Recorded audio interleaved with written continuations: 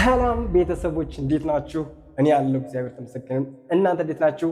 ዛሬ ይዤላችሁ የመጣው እዚህ ጋር መጽሐፍ ማንበብ ያቅቷችሁ ከሆነ እንዳታሳልፉት። ለምን ካላችሁኝ ፊደላቶችን መለየት አቅቷችሁ ከሆነ እንዳታሳልፉት። ከዚህ ጋር የምታዩቸው ፊደላቶች አንድ አይነት ፊደል ናቸው። እንዴት በቀላሉ መጻፍ እንደምትችሉና እንዴት አድርጋችሁ ፊደላቶችን በቀላሉ መያዝ እንደምትችሉ ሁሎችንም በዚህኛው ቪዲዮ ብቻ በእነዚህ ፊደላቶች ብቻ ሁሉንም 34 ፊደል በሙሉ እንዴት እንደምትይዙት አሳያችኋለሁ ማለት ነው። ስለዚህ ከእናንተ የሚጠበቀው ይህን ቪዲዮ እስከ መጨረሻው ድረስ ላይክ እና ሰብስክራይብ እያደረጋችሁ ሼር እያደረጋችሁ መከታተል ነው ማለት ነው። ኦኬ።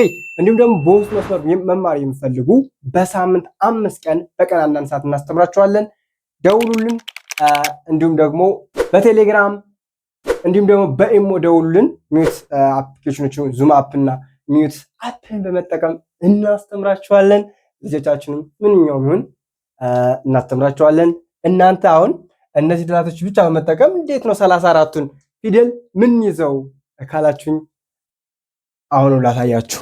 ወራኔ እንግዲህ ከዚህ ጋር የምታያቸው ሁሉም የመጀመሪያ ፊደል የተጻፈበት እዚህ ጋር የምታዩት ሀ ለ ሀ መ ሰ ረ ይላል። ይህ መሰረት ነው። መሰረት ናቸው እነዚህ ፊደላቶች። እነዚህ ሀ ለ ሀ መ ሰ ረ የሚባሉት መሰረት ማለት ነው። ማለትም አንደኛ ፊደላቶች ናቸው፣ የመጀመሪያ ፊደላቶች። ስለዚህ ሌላው ፊደል እንዴት ነው የሚጻፈው? አጻጻፉን ቲንክ ስታደርጉ ቀጥታ የመጀመሪያዎቹ ፊደላት አውጣችሁ ከዚህ ከጻፋችሁ በኋላ ተመልከቱ፣ ስጽፉ ማለት ነው። የመጀመሪያዎቹ ፊደሎች ከዚህ ከጻፋችሁ በኋላ እስከ መጨረሻው ድረስ ይዩት። 8 ፊደል አለ። እስከ 8 ፊደል ሁሉ ሀን ነው የጻፏት። ለን ነው እስከ መጨረሻው የጻፏት። ሐመር ኋን ነው እስከ መጨረሻው የጻፏት።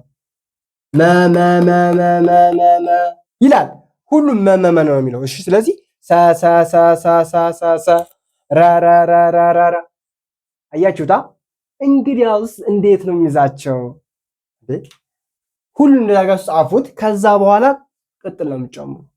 የተለያየ ቅጽ ይኖራቸዋል። አንድ ባንድ እናያለን። ተመልከቱኝ። ይኸው በደንብ አድርጋችሁ ያዟቸው። ስክሪንሾት አድርጉ። ከጻፋችሁ በኋላ ቀጥላችሁ ቪዲዮውን ትቀጥሉታላችሁ። አብራችሁ እኔ ጋር እንድትጽፉ ማለት ነው። እነዚህ ራሳችሁ ከጻፋችኋቸው በኋላ አብራችሁ ቅጥል ሳረግ እናንተም አብራችሁ እንድታረጉ ቪዲዮውን አቁማችሁ ቆይታችሁ ተከታተሉኝ። አዩት። እንግዲህ ሁለተኛ ፊደል የሚባሉት ፊደላቶች በሙሉ ቅጥል ያደርጋሉ። ምን አይነት ቅጥል? እንደዚህ አይነት ቅጥል አግድም፣ እንደዚህ የሆነ ነገር ከምናቸው ላይ ከወገባቸው ላይ ከማል ወገባቸው ላይ እንዲህ አይነት ቅጥል ያደርጋሉ። ስለዚህ እንደዚህ አይነት ቅጥል ስናደርግባቸው ሀ የነበረችዋ ሁ ትሆናለች፣ ለ የነበረችዋ ሉ ትሆናለች፣ ሀ የነበረችዋ ሁ ትሆናለች። ሀ የነበረችዋ ሁ ትሆናለች፣ መ የነበረችዋ ሙ ትሆናለች፣ ሰ የነበረችዋ ሱ ትሆናለች፣ ረ የነበረችዋ ሩ ትሆናለች ማለት ነው። እዩ አግድም ወገቧ ላይ ወገቧ ይሄ ነው። እዚህ ጋር ስታደርጉባት ማን ሆነች? ሀ ሁ ሆነች። ስለዚህ አንድ ፊደል ሁለተኛ ፊደል ከሆነ ሁሌም ቢሆን ምን አለው ማለት ነው? ወገቡ ላይ አለው ማለት ነው። አዩት። ሁ እዚህ ጋር ነው ሆንም ሉ ለማለት ይኸው ሀ ናት። እቺ እንዲህ ሳደርግባት ግን ሁ ትሆናለች። አሁንም እቺ መ ናት አይደል? እንዲህ ሳደርግባት ማን ትሆናለች? ሙ ትሆናለች። እቺ ሰ ናት። ሳደርግባት ማን ትሆናለች? ለእናንተ ትቸዋለሁ። እሺ እቺኛቱ ደግሞ ሆንም ታች ላይ እንዲህ ሳደርግባት ይኸው ወገቧ ላይ ሆናል። ሆነችም እቺኛቱ ቅጥላታ ወገቧ ላይ ሆነች። ስለዚህ እዚህ ጋር ተመካከሉ። ሁ ሉ ሁ ሙ ሱ ሩ ሚል ድምፅ ሰጠኝ ማለት ነው። ለሁለተኛ ፊደል ምን ትጨምራላችሁ? የሁሉም የ34 ፊደል በሙሉ ወገቡ ላይ አግድም ከሌለው ያ ፊደል ሁለተኛ ፊደል ነው አንለውም ማለት ነው። ኦኬ ተመልከቱ። ቀጣይ ሰራችሁ እንግዲህ የመጀመሪያ ፊደላቶችን እዚህ ያሉ አሁን ሀ ለ ሀ መ ሰ ረ ይላል። አሁን ሶስተኛ እናደርገዋለን። ሶስተኛ ሲሆን እግር መኖር አለበት። እግር ማለት ደግሞ ምንድነው? ታች ላይ እግራቸው ላይ አቅጥያ ስለምናደርግበት ማለት ነው። እግር የሌላቸው ፊደል አሁን ለምሳሌ ሀ እግር የለውም፣ ሰ እግር የለውም፣ መ እግር የለውም። ስለዚህ እግር ማለት ኮንፊውዝ እንዳትሆኑ፣ እግር ማለት ይሄ ነው። እዚያም ታዩት ይሄ አንድ ሁለት እግር አለው ይሄ ማለት ነው። 1 2 3 እግር አለው ማለት ነው። ይሄ ግን ምንም አይነት እግር የለውም። ለምን? ሁሉ ድፍን ነው ማለት ነው። ይሄማ ወደ ታች ወደ ላይ ነው እንጂ ወደ ታች እግር የለውም። ረም ወደ ታች የለውም እግር ማለት ነው። እሺ ስለዚህ ሀም እግር የለውም። ስለዚህ እግር የሌላቸውን እግር እናደርጋለን። ዝቅ እናደርግባታለን። አያችኋት? አሁንም እዚህ ጋር እግር የላትም። ይቺ ዝቅ እናደርጋለን። ይቺን ዝቅ እናደርጋለን። አሁን ከዚህ በኋላ ምን ነው የምታደርጉ? ከዚህ ላይ ታች እግሩ ላይ የሆነ ፊደል እግሩ ላይ አግድም ይደረግበታል። እግሩ ላይ ይሄ አግድም ከእግሩ ላይ ይሆናል። ስለዚህ እዚህ ጋር ስታደርጓት ማን ሆነች? ሂ ሆነች። እሺ ጥሩ። ይችን እንዲች ስትሆንሳ ሊ፣ በትክክል ሊ። ይችኛው የተሳ ደግሞ ሂ፣ ይችስ ሚ። ከዛ እዚህ ጋር ደግሞ ስትመጡ ቲ። አሁን ሪ ደግሞ የረዘር ደግሞ ይችኛቱ ሪ ወደ ቀና ነው የምናደርጋት። አያችኋት? ወደ ቀና ስናደርጋት ማን ትሆናለች ማለት ነው? ሪ ትሆናለች ማለት ነው። ስናነባቸው ሂ፣ ሊ፣ ሂ፣ ሚ፣ ሲ፣ ሪ ሚል ድምፅ ሰጠን። አያችሁ? ስለዚህ አጻጻፉ በጣም ቀላል ነው። ምክንያቱም ሁለት ሶስተኛ ፊደል ሲሆን ደግሞ ከሁሉም ፊደል ላይ ታች እግሩ ላይ ማድረግ ነው የሚጠበቅባችሁ ማለት ነው። እግር ካደረጋችሁ ሶስተኛ ፊደል ነው ማለት ነው። ኦኬ አራተኛው ስራችሁ። አራተኛ በሶስት አይነት መንገድ ነው የምናያቸው። አሁን እግር ያላቸው እግር የሌላቸው ብያችኋለሁ አይደል? እግር የሌላቸው እግር ያደርጋሉ። ይኸው ይቺ አሁን ይቺ እግር የላትም። ስለዚህ መም እግር የላትም። እግር ከሌለው እግር ያደርጋል። አራተኛ ፊደል ሲደርስ እግር ያላቸው እሳ አንድ እግራቸው ያናጥራለን። በግራ በኩል ያለው እግራቸው እጥር እናደርጋታለን፣ እናሻጥረዋለን። በዚህ በኩል ያለውን ማለት ነው። እንዴት ካላችሁ ይሁት። አሁን ይሄ እግር የለውም። ስለዚህ እግር ብቻ ነው የምንጨምርበት፣ ምንም ሌላ አንጨምርም። ይኸው እግር አራተኛው ሆነ ማለት ነው። ሀይ ነበረው ይሄ ለነው አይደል? ይሄ ደግሞ በእርሳት ከሆነ የጻፋችሁት እዚህ ጋር ማሳጠር ነው። አሊያ ደግሞ በእርሳት ከሆነ የጻፋችሁት እዚህ ጋር ማስረዘም። አያችሁ? ያርጋችሁ ጻፉት ማለት ነው። ስለዚህ እዚህ ጋር ያሳጥረዋለሁ። እዚህ ጋር ማለት አያችሁት? እንዲህ ነው አይደል? ለነው አይደል? ይሄ እዚህ ጋር ሳሳጥረው ላ ይሆንልኛል ማለት ነው። ላ ሆነ። አሁን ይሄ ደግሞ ባለ ሶስት እግሮች ደግሞ ሁለት እግራቸው የሚያጥረው እዚህ ጋር ያለው እግራቸው ሁለት እግራቸው ያጥራል። ይኸው ማን ሆነ? ሀ ሆነ። ሀ አራተኛው ሀ እግር የለውም ይሄ። ስለዚህ እግር ያስፈልጋል።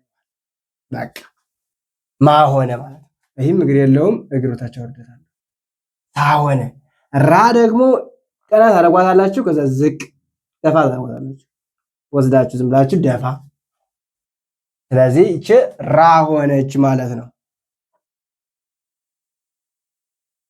በቃ ራ ሆነች ማለት ነው። ጥሩ ከተከታተላችሁ 100% ቀላል ነው ማለት ነው። ማለት ባለ አንድ እግር ፊደላቶች ደግሞ እግራቸውን የሚጣመሙ ወደዚህ ይጣመማል። ለምሳሌ ታን ብታዩት ታ ትባለዋ የተዘር ይቺ ተን ትጻፍና ከዛ ይቺ ወደዚህ ትጻፋለች። ከዛ ውጭ ያሉት ፊደል በሙሉ ባለ አንድ እግሮች አንድ እግር ወደ ስላላቸው እነዚህ ፊደላቶች ወደ ይጣማሉ። ከዛ ውጭ ያሉት ሁሎችም በዚህ ስታይል ይረባሉ ማለት ነው። ኦኬ እንቀጥል። አምስተኛ ልሰጣችሁ። አምስተኛ ደግሞ ሁሉም የአማርኛ 34 ፊደል በሙሉ ማለት ነው ቀለበት አለው። ስለዚህ ቀላል ነው ማለት ነው። አንድ ፊደል የመጀመሪያው ፊደል ላይ ቀለበት ሲደረግበት፣ እዚህ ፊደል ላይ ቀለበት ሲደረግበት፣ እዚህ ፊደል ላይ ቀለበት ሲደረግበት፣ እዚህ ጋር ቀለበት፣ እዚህኛው ላይም ቀለበት፣ እዚህኛው ላይም ቀለበት፣ እዚህኛው ላይም ቀለበት ስታረጉበት አምስተኛ ፊደል ነው ማለት ነው። ድምፁ የአምስተኛ ድምፅ ይሆናል። ስለዚህ ላሳያችሁ። ለምሳሌ ይቺ እግር የላትም። እግር የላቸው እግር እንሰራለን። እዚህ አሁን እግር እንሰራላታለን። እቺንን ይኸው እግር ሰራላት። አዛ ይቺ እግር ቀለበት ሊኖራት ይገባል። አያችኋት? ቀለበት ማለት ነው። አዛኛው ደግሞ አሁንም ቀለበት፣ በዚህ በኩል አንድ አይነት ቀለበት፣ በዚህ በኩል አንድ ቀለበት። ይሄ እግር ስላለው ቀለበት እናደርጋለን። ይሄም ልክ እንደዛው፣ እቺም ልክ እንደዛው። አያችሁት? ሁሉ ቀለበት አደረገ። ሀ የነበረው ሄ ሆነ። ለ የነበረው ሌ፣ ሀ የነበረው ሄ ሆኗል። መ የነበረው ሜ ሆኗል። አሁን እንደዚህ ስናደርገው ይችኛቱ ሰ ትሆናለች፣ ቀለበት ይደረግባት ሴ ትሆናለች። ስለዚህ ሄ፣ ሌ፣ ሄ፣ ሜ፣ ሴ፣ ሬ እናደርጋለን ማለት ነው። የገባችሁ ነው አይደል? ጥሩ እንቀጥል። ስድስተኛ ደረስናል። በጣም ጥሩ። ስድስተኛ ላይ ደግሞ በምን ነው ለዩዋቸው? ስድስተኛዎችን ዘለሉና ልንገራችሁ። እነዚህኞችን ልንገራችሁና ከዛ ስድስተኞች ላይ ይመጣላቸዋል። እሺ እንዴት እንደምትለዩዋቸው ማለት ነው። ስድስትን ጃምፕ እናርጋት። እሺ ሰባተኛ ልውሰዳችሁ። ሰባተኛ ደግሞ አንዳንዶቹ ቀለበት አናታቸው ላይ ነው። ልብ አድርጉ። አናታቸው ላይ ቀለበት ያደርጋሉ። አንዳንዶቹ ደግሞ ትንሽ እየተወሰነ እግራቸው ጠመም ይላል። ወደዚህ በኩል ጠመም ይላል። ባለ አንድ እግር ፊደላቶች ማለት ነው። ብዛት ባለ አንድ እግር ፊደላቶች ሁሎችም ቀለበት ነው የሚያደርጉ። ባለ ሁለት እግሮች ደግሞ የአራት ፊደል ተቃራኒ ይሆናሉ። ያ ማለት ለምሳሌ እዚህ ጋር ይሄኛው የዚህ ተቃራኒ ይሄኛው ምን ይሆናል? በዚህ በኩል ረዥም ይሆናል። ማለት ይቅርታ፣ እዚህኛው አይደለም፣ እዚህኛው ጋር እዚህኛው ከዚህኛው ላይ ምን ይሆናል? ረዥም ይሆናል። በዚህ በኩል ያለው እግሩ ግን አጭር ይሆናል። የዚህ ተቃራኒ ሆነ ማለት አይደለም። እዩት፣ እዚህ ጋር እዩት፣ እዚህ ጋር እዩት። እዚህ በምን ነው? ይሄኛው በዚህ በኩል ነው ያጠረው፣ ይሄኛው ግን በዚህ በኩል ነው ያጠረው። የረዘመ በዚህ በኩል ነው፣ ይሄኛው ግን የረዘመ በዚህኛው በኩል ነው። ተቃራኒ ሆነዋል ማለት ነው። በዚህ በቀኝ በኩል እግራቸው ካጠረ የመጨረሻ ፊደል ናቸው ማለት ነው። ባለ ሁለት እግር ነው። ሌላ ለምሳሌ አሁን ባለ ሁለት እግር እነሰ አሉ፣ ሰ አለ፣ በ አለ። አሁን ቦ የሚጻፈው በቀጥታ እንደዚህ አድርጎ ነው የሚጻፈው። ይኸው በዚህ በኩል ነው እግሩ የሚያጥር። አያችሁት? ባለ ሁለት እግር ስለሆነ ሰም ልክ እንደዛው። ስለዚህ ባለ ሁለት እግር ፊደላቶች የአራተኛ ፊደል ተቃራኒ ይሆናሉ ማለት ነው። ከዛ ውጭ የቱ ቀለበት ታደርጋለች፣ ይችም እዚህ ጋር ቀለበት ታደርጋለች። ይቺ ቀጥ ብላ ትወርዳለች፣ ይችም ቀጥ ብላ ትወርዳለች። ይቺ ቀለበት ታደርጋለች። ምንም የሚለዋወጥ ነገር የለውም። አያችሁት? ስለዚህ አሁን ማን ቀረን? መጨረሻው ቀረን። መጨረሻዎች ደግሞ ባለ ሁለት ድምፅ እንላቸዋለን። ምን እንላቸዋለን? ባለ ሁለት ድምፆች እንላቸዋለን። እንዴት ነው ሁለት ድምፅ ያወጡት ካልን ከዚህ ጋር አሁን ሁ እና ዋን ባንድ ላይ ብታነቡት ምን ይሆናል? ዋ ይሄን ባንድ ላይ ብታነቡት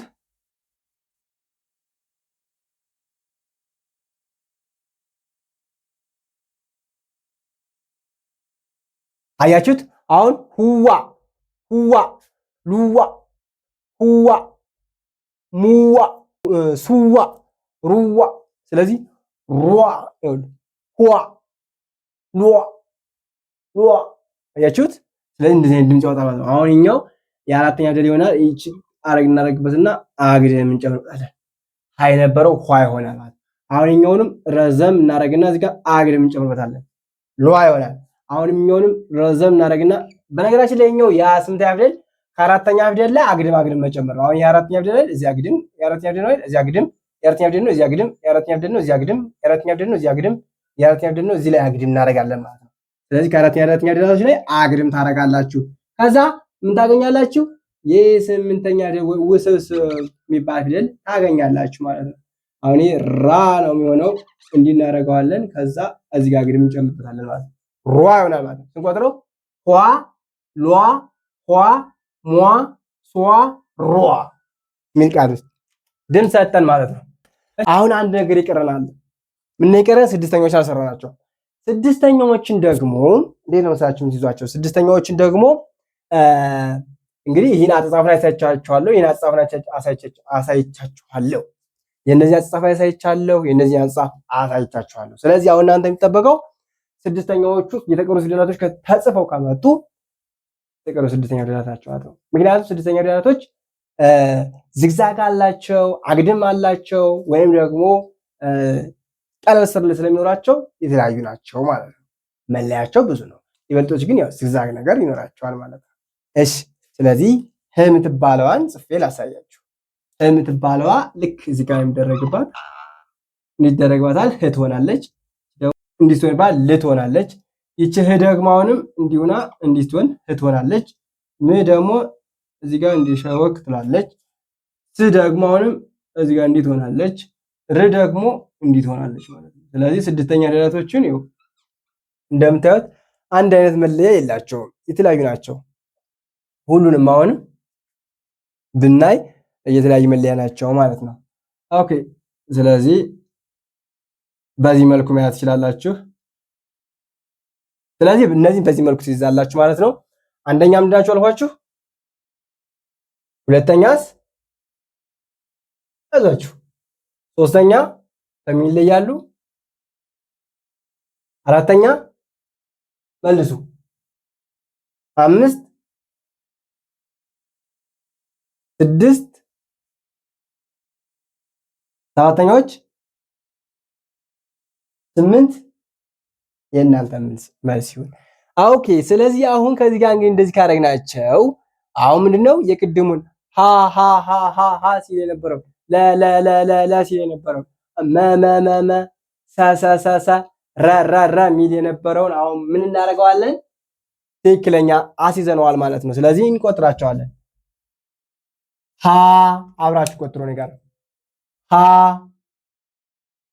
ሁ ሂ ሃ ሄ ህ